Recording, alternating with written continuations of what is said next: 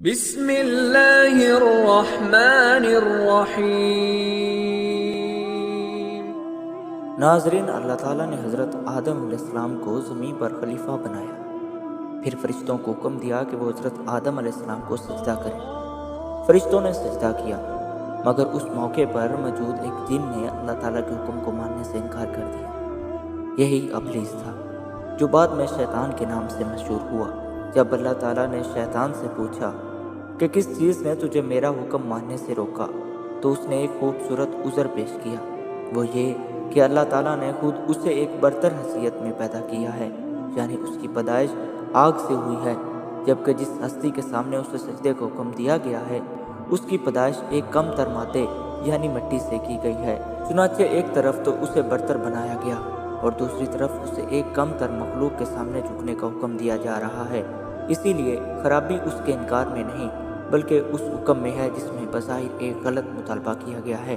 ناظرین، یہ شیطان کا مقدمہ تھا جو بظاہر بہت مضبوط اور مدلل تھا، مگر وہ کسی اور کے سامنے نہیں بلکہ اللہ تعالیٰ کے سامنے موجود تھا جو دلوں کے بھید تک جانتا ہے۔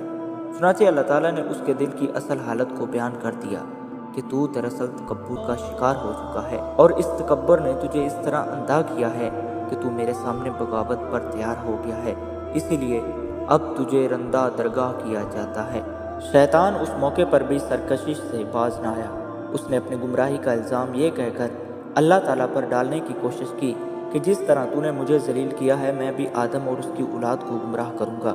اس طرح یہ ثابت ہو جائے گا کہ وہ اس عزت کے مستحق نہ تھے جو انہیں دی گئی ہے، بس تو مجھے قیامت کے دن تک کی مہلت دے دے۔ اللہ تعالیٰ شیطان سے سخت ناراض تھے، اسی لیے اللہ تعالیٰ نے اسے مہلت دے دی تاکہ اس کی بدی اس طرح واضح ہو جائے کہ خدا کی رحمت جیسی بلند صفت بھی اس کے کام نہ آ سکے۔ ناظرین، دوسری طرف حضرت آدم علیہ السلام کو یہ حکم دیا گیا کہ وہ اپنی بیوی کی ہمراہ ایک باغ میں قیام کریں، البتہ ایک خاص درخت سے دور رہیں، اور انہیں یہ بھی بتا دیا کہ یہ ابلیس ان کا دشمن ہے، لہٰذا وہ اس کے دھوکے میں نہ آئیں۔ ناظرین، حضرت آدم و حوا کچھ عرصہ تو اللہ تعالیٰ کے حکم کے پابند رہے، مگر آہستہ آہستہ شیطان نے وسوسہ انگیزی شروع کر دی۔ اس نے ان دونوں کو قسم کھا کر یہ یقین دلا دیا کہ وہ اس درخت کا پھل کھا لے تو انہیں ہر طرف سے فائدہ ہوگا۔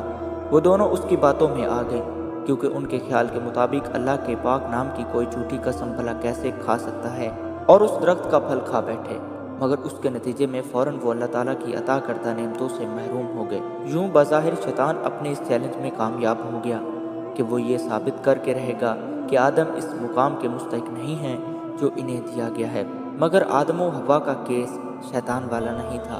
انہوں نے اس کا ثبوت یہ دیا کہ جیسے ہی انہیں احساس ہوا کہ وہ اللہ تعالیٰ کے حکم پر قائم نہیں رہے تو دونوں رب کی بارگاہ میں معافی کے خواستگار ہو گئے۔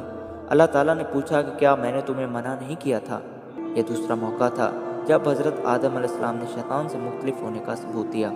انہوں نے شیطان کی طرح اپنے عمل کی کوئی تعویل کرنے کی کوشش نہیں کی، حالانکہ وہ دونوں یہ کہہ سکتے تھے کہ ہمیں شیطان نے دھوکہ دیا ہے، مگر انہوں نے کوئی عذر پیش نہ کیا اور یک طرفہ طور پر ساری غلطی قبول کر لی، چنانچہ اللہ تعالیٰ نے انہیں معاف کر دیا۔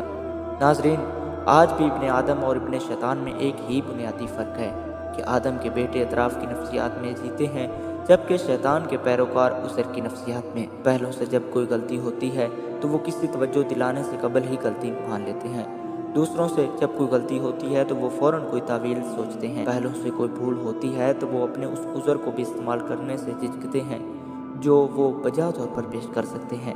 دوسرے اپنے ہر جرم کا الزام دوسروں پر ڈال کر مطمئن ہو جاتے ہیں۔ ان دونوں گروہوں کا رویہ اگر اپنے اپنے پیش رو جیسا ہے تو ان کے ساتھ اللہ تعالیٰ کا رویہ بھی وہی ہے۔ ابن آدم کی ہر بھول اور ہر غلطی اس کے اعتراف اور توبہ پہ معاف کر دی جاتی ہے، جبکہ شیطان کا رویہ اختیار کرنے والے انسانوں سے اللہ تعالیٰ ناراض ہو جاتے ہیں۔ اللہ حافظ۔